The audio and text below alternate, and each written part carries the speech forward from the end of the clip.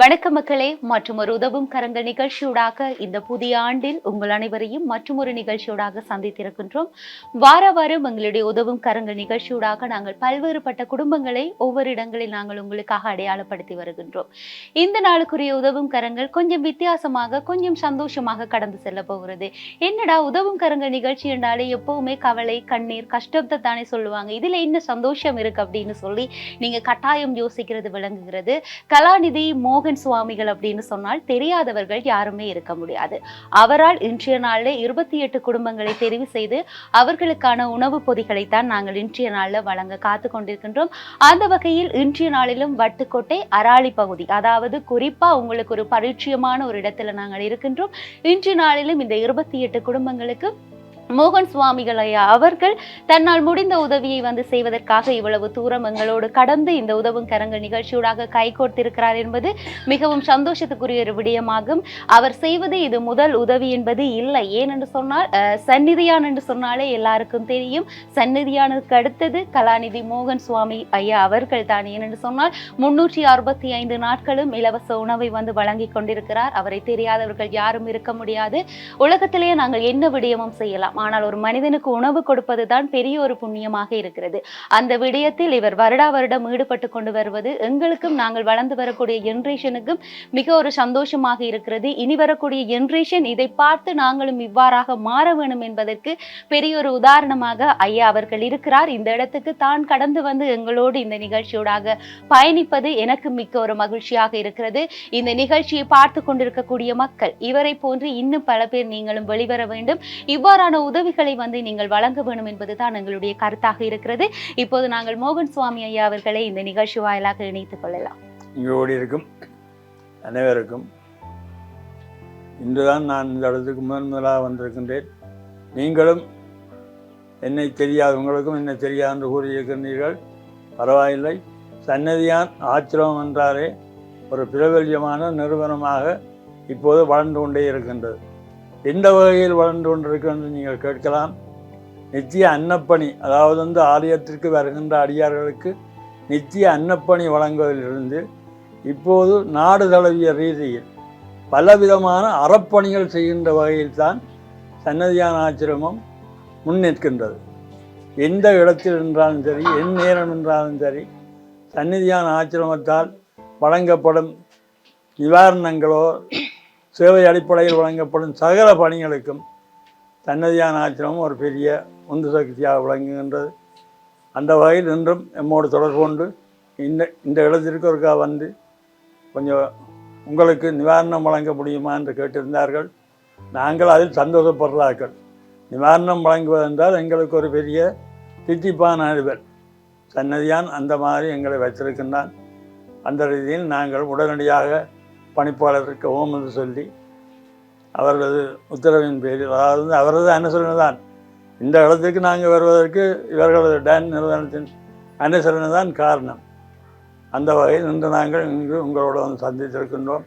உங்களுக்குரிய நிவாரண பொதிகளையும் நாங்கள் கொண்டு வந்திருக்கின்றோம். அதை தந்து மகளோடு திரும்புவதற்காக நாங்கள் இருக்கின்றோம். நன்றி. அவர் செய்கின்ற இந்த உதவி எங்களுக்கு ஒரு பெரிய உதவியாக இருக்கும் பார்த்து கொண்டிருப்பவர்களுக்கு. ஆனால் இவர் ஒவ்வொரு இடங்கள், அதாவது எவ்வளவு தூரம், எவ்வளவு மைல் என்பது அவருக்கு ஒரு முக்கியம் அல்ல.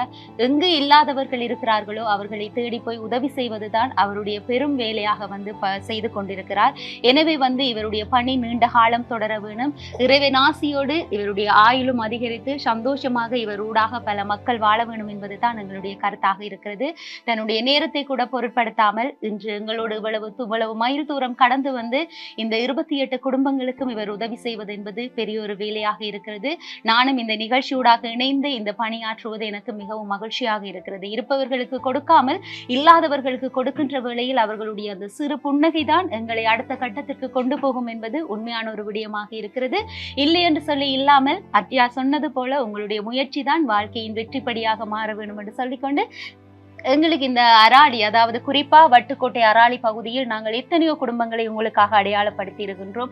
அதில் ஒவ்வொரு குடும்பங்களுக்கும் இன்று வரைக்கும் ஏதோ ஒரு மூலையிலிருந்து உதவிகள் வந்து கொண்டுதான் இருக்கிறது. இனி வரப்போற குடும்பங்களுக்கும் இவ்வாறான உதவிகள் கிடைக்க வேணும். குறிப்பா எங்களுடைய உதவும் கரங்க நிகழ்ச்சியில் பல வருடங்களாக எங்களோடு சேர்ந்து பணியாற்றக்கூடியவர் தான் அம்பிகாக்கா. இந்த இடத்துல இவ்வாறான மக்கள் இருக்கிறார்கள், இவர்களுக்கு நீங்கள் உதவி செய்ய வேணும். இந்த மக்களையும் நீங்கள் உலகத்திற்கு அறிமுகப்படுத்த வேணும். இவர்களுடைய வாழ்க்கையில் ஏதாவது மாற்றம் கிடைக்க வேணும் என்று சொல்லி இந்த இடத்தை எங்களுக்கு அறிமுகப்படுத்தி ஒவ்வொரு மக்களையும் இந்த இடத்துக்கு கொண்டு வந்து அவர்களுடைய கவலை, கஷ்டம், துன்பம் ஒவ்வொன்றையும் எங்களுக்கு சொல்லி நாங்கள் இவர்களை ஒரு காணொளி ஊடாக போடுகின்ற வேளையில் அதை புலம்பெயர் தேசங்களில் இருக்கக்கூடிய எங்களுடைய அன்பான உறவுகள் பல பேர் பார்த்து பல்வேறுபட்ட உதவிகளை வழங்கி கொண்டு வருகிறார்கள். இந்த ஒரு சந்தோஷம் இந்த அக்காவுக்கு இறுதி வரைக்கும் இருக்க வேணும். எனவே இவர் மூலமாக இவ்வளவு குடும்பங்களை நாங்கள் சந்தித்து பல்வேறுபட்ட உதவிகளை கொடுத்து கொண்டிருப்பது மிக்க மகிழ்ச்சி. இன்னும் நாங்கள் நிறைய மக்களை சந்திக்க வேணும், இவர்களுக்கு இவ்வாறான உதவிகள் பெற வேணும் என்பதுதான் உண்மையான ஒரு விடயமாக இருக்கிறது. அடுத்து நாங்கள் எங்களுடைய மோகன் சுவாமி ஐயா அவர்களுடைய கைகளினால் இந்த 28 குடும்பங்களுக்கு நாங்கள் உதவி செய்ய காத்து கொண்டிருக்கின்றோம். அனைவருக்கும் வணக்கம். உண்மையிலேயே எனது கோரிக்கைக்கு அமைவாக இன்று, அதாவது எமது அராலிமத்தி J161 கிராம சேவையாளர் பிரிவில் 28 குடும்பங்கள், உண்மையிலேயே வறுமை கோட்டிற்கு கீழ் உள்ளவர்கள் எல்லோரும், கணவனால் கைவிடப்பட்டவர்கள் அல்லது கணவனை பிரிந்து வாழ்பவர்கள் அல்லது கணவன் இருந்தும் கூலி வேலைக்கு செல்பவர்கள், இப்படியாக பலதரப்பட்ட குடும்பங்களிலிருந்து இங்கே 28 குடும்பங்களை நான் அழைத்திருக்கின்றேன்.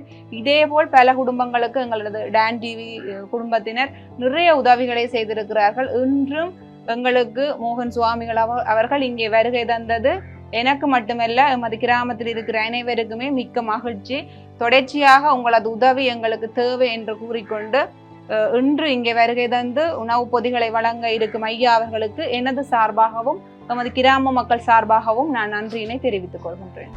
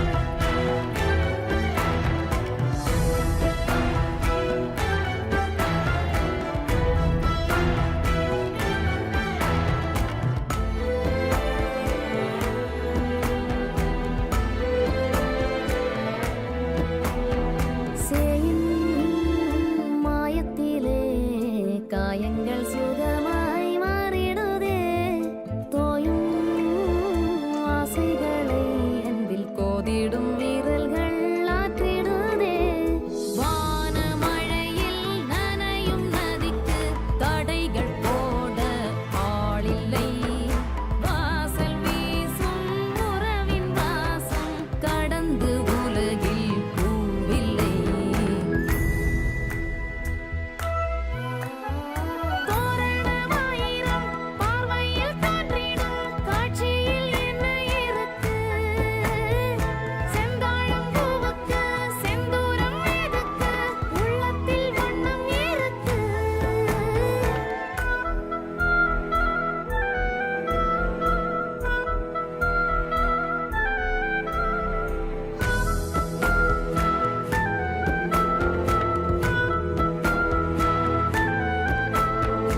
வாழும் மேகத்திலே மாதவன் நிலவும் மூழ்கிடுதே காலம் தோழமையாய் கோலத்தின் முடிவை மாற்றிடுதே தேடும் குந்தன் கரங்கள் கோரி கோபக் கண்ணில் பார்க்கிறேன் தூண்டில் போடும் தருணம் வேண்டி மீனை போலே ஆகின்றேன்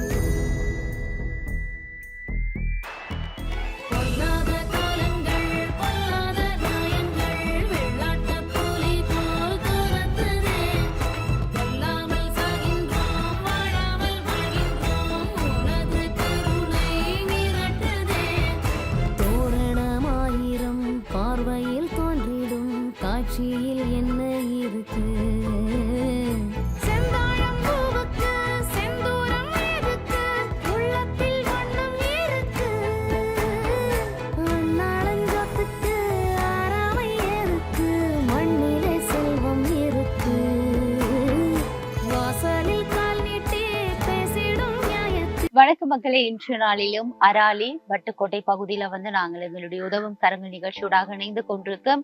இன்றைய நாள் எல்லாருக்குமே நான் ஆரம்பத்திலேயே சொன்ன ஒரு விடயம் தான், இந்த நிகழ்ச்சியில வந்து நாங்கள் வறுமைக்கு கீழ்ப்பட்ட குடும்பங்கள் குறிப்பா வந்து வறுமை என்று சொன்னாலே அது எதுவுமே இல்லாதவர்கள் என்று தான் சொல்ல முடியும். அதுல வறுமையிலும் கீழ்ப்பட்டவர்கள் என்று சொன்னால் அவர்களுடைய நிலை என்னவென்று நீங்களே அறிந்து கொள்ளக்கூடியதாக இருக்கும்.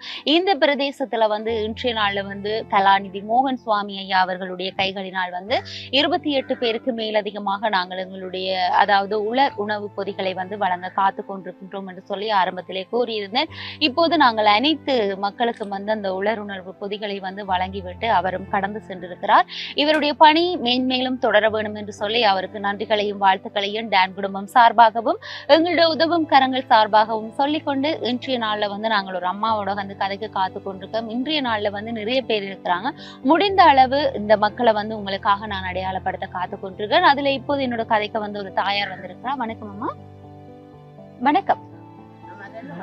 சரி, எங்க இருந்து வாரீங்க நீங்க? சரி, இதுதான் உங்களோட சொந்த இடமா? செட்டியா மேடம். செட்டியா மேடம். இங்க இருந்து எவ்வளவு தூரம் போகணும்? வட்டுக்கோட்டை சந்தை மட்டும் போகணும். சரி, உங்களோட ஃபேமிலியில வந்து என்ன பிரச்சனை? குடும்பத்தை பற்றி சொல்லுங்க. குடும்பத்துல என் கணவர் இறந்துட்டார். 15 வருஷமா விட்டது. நான் கூலி வேலை செய்தான் பிள்ளைகளை வளர்த்தேன். வளர்த்து அதை மகன் கல்யாணம் செய்து போட்டார், மகளும் செய்து போட்டார். அப்போ நான் தனியாக தான் இருக்கிறேன். எங்களுக்கு வீட்டு திட்டங்களோ அதோட ஒன்றும் இல்லை. சொந்த காணி இல்லை, கோயிலுக்கு காணிக்கான்னு இப்போ இருக்கிறோம் நாங்கள். அப்போ நான் சொந்த வேலையை தான் தெரிஞ்சேன். நான் அப்போ கொஞ்சம் கால் வருத்தம் எனக்கு. அப்போ சுகமான நேரம் போகிறது இல்லாத நேரம் வீட்டை தான் இருக்கிறேன். ஏதாவது செய்தாலும் இப்படி அதெல்லாம் சாப்பிட்டோம் அப்படி இப்படின்னு செய்து கொண்டு ஜீவிச்சு கொண்டு இருக்கிறேன். உங்களோட வீட்டுல நீங்க இருக்கிறீங்களா? மகள் வந்துட்டு போகும். சரி, அவங்க தூரம் இருக்கிறமா இல்லையா? அளவட்டி இருக்கிறேன். அளவட்டியா? அப்ப நீங்க இங்க தனியா இருக்கிறீங்க. அப்ப நீங்க இருக்கிற காணி கோயில் காணி? கோயில் காணி. சரி, அப்ப ஆரம்ப காலத்துல இருந்து நீங்க அங்கதான் இருக்கிறீங்களா? இப்ப 25 வருஷத்துக்கிட்ட இருக்கிறேன். கணவன் இறந்துட்டாரா? இல்ல இறந்துட்டார். சரி, இப்ப அவர் இல்லாத நிலைப்ப இல்ல கூலி வேலை செய்யறீங்க. என்ன கூலி வேலைக்கு போறீங்க? தோட்ட வேலைக்கு. எவ்வளவு வருமானம் கிடைக்கும்? ஒரு நாளைக்கு 1000 ரூபாய் இருக்கு. அது வேலாட்டிக்கு போக மாட்டார், 7 மாலை நேரம் தான் போவோம்.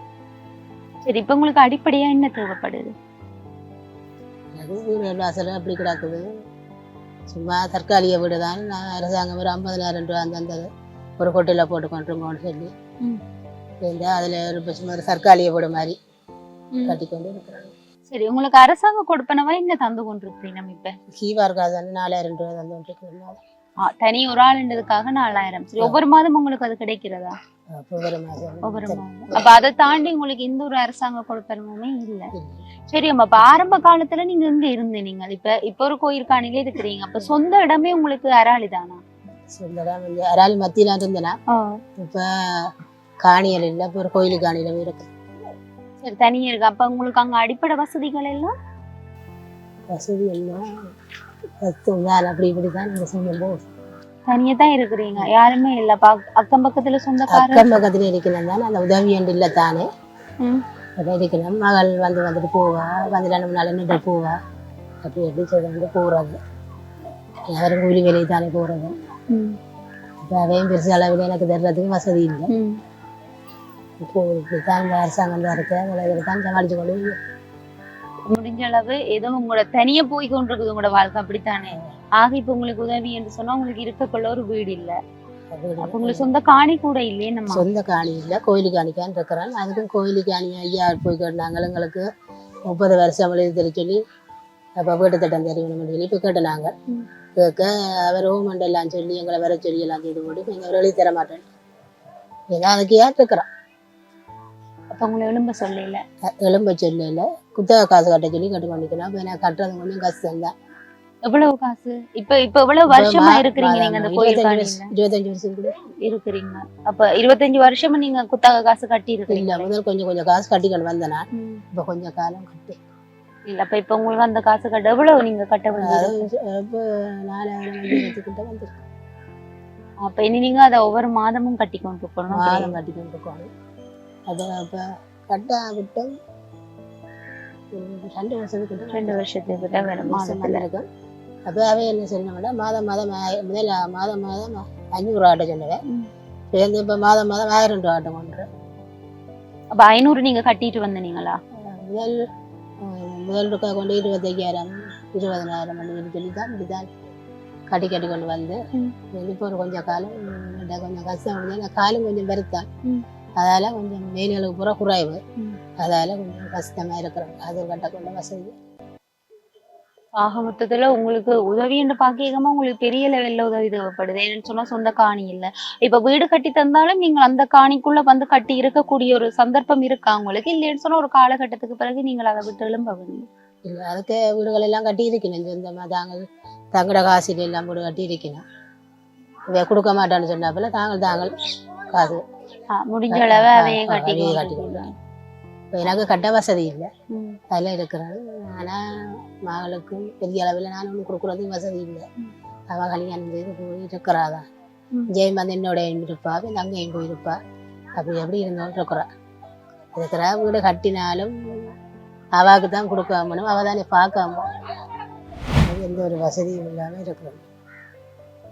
ஆக மொத்தத்துல உங்களுக்கு முடிஞ்சா நாங்க அந்த காணியில உதவி செய்தா அந்த இதுல நீங்க வீடு கட்டி இருக்கக்கூடிய ஒரு சந்தர்ப்பம் இருக்குது என்ன? ஆனா உங்களுக்கு உறுதி இல்லாம நீங்க வந்து ஒரு வீட்டு திட்டத்தை கூட பதிய முடியாது. அப்ப உங்களுக்கு நீங்களா வேற ஒரு நிறுவனத்தாலதான் உங்களுக்கு போட்டு தந்த அந்த தனியார் வீட்டுல இருக்கிறீங்க, அப்படித்தானே? அப்ப என்ன மாதிரி அங்க பாத்ரூம் வசதி, தண்ணி வசதி எல்லாம் என்ன மாதிரி? கிணறு இருக்கு, காணிக்கிறேன். டைலட்டும் சமதி மூலமா எங்களுக்கு தந்து கட்டினாங்க. கட்டி இருக்கு. வீடுதான் வீட்டு திட்டங்களான்னு கிடையாது, தரமாட்டேன் சொல்லிக்கு. சரி, என்ன மக்களே, இந்த அம்மா வந்து ஒரு கோயில் காணில தான் வீட்டுல வந்து இருக்கிறா. அதுவும் ஒரு தனியார் நிறுவனத்தால ஒரு 50,000 ரூபாய் மூலமாக வந்து அந்த ஒரு கொட்டில் குடிசையை வந்து போட்டு கொடுத்திருக்கிறார்கள். அதுல வந்து எந்தவித அடிப்படை வசதியும் தண்ணியை தவிர எதுவுமே இல்லை. அப்படியான ஒரு வீட்டுல தான் இருக்கிறா. ஆனா அந்த இடத்துல வந்து ஒரு சரியான முறையில வந்து ஒரு வீடு அமைக்க பெற்று தந்தால் அந்த இடத்துல வந்து தன்னால இருக்க முடியும் என்ற ஒரு நம்பிக்கையை வந்து அவ தெரிவிக்கிறா. எனவே வந்து இன்று நாளில் இந்த நிகழ்ச்சியோடாக இணைந்திருந்ததால வந்து நாங்கள் இந்த உலருணவு பொதியை வந்து இந்த தாயாருக்கு கொடுக்கக்கூடியதாக இருந்தது. எனவே வந்து இனிமேற போற நாட்கள்ல வந்து இந்த காணொளியில வந்து இந்த தாயாருடைய தொலைபேசி இலக்கத்தை நாங்கள் பதிவு செய்கின்றோம். அதன் மூலமாக நீங்கள் தொடர்பு கொண்டு இந்த தாயாருக்கு தனிப்பட்ட ரீதியில நீங்கள் உதவி செய்ய விரும்பினால் இவருடைய தனிப்பட்ட தொலைபேசி இலக்கத்துக்கு அழைப்பினை மேற்கொண்டு நீங்கள் சந்தோஷமாக கதைத்து அவருக்கு செய்யக்கூடிய உதவிகளை செய்யலாம். அது மாத்திரமில்லாமல் உதவும் கரங்கள் நிகழ்ச்சியோடு நீங்கள் கைகோர்க்க வேண்டுமாயின் அதில் தனிப்பட்ட இலக்கமாகிய எங்களுடைய டான் டிவியின் இலக்கமும் பதிவிடப்படும். அதன் மூலமாக தொடர்பு கொண்டு நீங்கள் உதவும் கரங்கள் நிகழ்ச்சியோடு கைகோர்த்து இந்த தாயாருக்கு உதவிகளை வழங்கக்கூடும் என்பதை கூறிக்கொண்டு இந்த நிகழ்ச்சியில வந்து இன்னும் 2-3 பேரை நாங்கள் ஒரே நாள்ல வந்து அடையாளப்படுத்த காத்து கொண்டிருக்கிறோம். இனி அடுத்தடுத்து வரப்போறவர்கள் எவ்வாறான நிலையில் இருக்கிறார்கள் என்பதை நாங்கள் கதைக்கலாம். இப்ப இந்த தாயாருக்கு நீங்கள் உங்களால் முடிந்த உதவிகளை வழங்க வேண்டும் என்று சொல்லிக்கொண்டு உங்களிடத்திலிருந்து விடைபெறுகிறேன். அடுத்த தாயாரோடு நாங்கள் கதைக்கிறோம். 76 63 70 684. சரி, இந்த தாயாருடைய இலக்கத்தை வந்து இந்த காணொளியூடாக நாங்கள் பதிவு செய்திருக்கின்றோம். இதன் மூலமாக தொடர்பு கொண்டு நீங்கள் தனிப்பட்ட ரீதியில் உதவி செய்யக்கூடிய எங்களுடைய அன்பான உறவுகள் உதவி செய்யலாம் என கூறிக்கொள்கிறோம். இன்றைய நாளிலும் இந்த குடும்பங்களுக்கு நாங்கள் உதவி செய்திருந்தோம். எனவே வந்து எங்களுடைய மன திருப்தியோடு எங்களுடைய உதவும் கரங்கள் நிகழ்ச்சியூடாக நாங்கள் முடிவு செய்வதற்கு வந்திருக்கின்றோம். எனவே வந்து இந்த புதிய ஆண்டிலும் புதிய புதிய முயற்சிகளின் மூலமாக பல நல்ல மனிதர்களின் மூலமாக இவ்வாறான உதவிகள் வந்து இவ்வாறான மக்களுக்கு கிடைப்பது எங்களுக்கு மட்டற்ற மகிழ்ச்சி என்று தான் சொல்லலாம். இன்னும் பல எபிசோடுகள் இந்த உதவும் கரங்கள் நிகழ்ச்சி கடந்து செல்ல வேணும். வாழ்வாதாரம் இல்லாமல், சொந்த வீடு இல்லாமல், சொந்த காணி இல்லாமல் இருக்கக்கூடிய மக்கள் எல்லாம் தங்களுடைய வாழ்க்கையில் ஒவ்வொரு சின்ன வசந்தங்களின் மூலமாக வந்து அவர்களுடைய வாழ்க்கையில் ஒவ்வொரு சந்தோஷம், மலர்ச்சி வர வேணும் என்று சொல்லி அந்த இறைவனையும் பிரார்த்தித்து கொண்டு இன்றைய நாளிலும் உங்களுக்காக இத்தனை குடும்பங்களையும் அறிமுகப்படுத்தி இருந்த மன திருப்தியோடு நானும் உதவும் கரங்கள் நிகழ்ச்சியூடாக இருந்து விடைபெற்று செல்ல போகிறேன். தொடர்ந்து டான் தமிழொலி நிகழ்ச்சிகளோடு இணைந்து கொள்ளுங்கள் என்பதை கூறிக்கொண்டு உங்களிடத்திலிருந்து விடைபெற்று செல்லும் நான் ஈஸ்வரன் சுரேகா. நன்றி, வணக்கம்.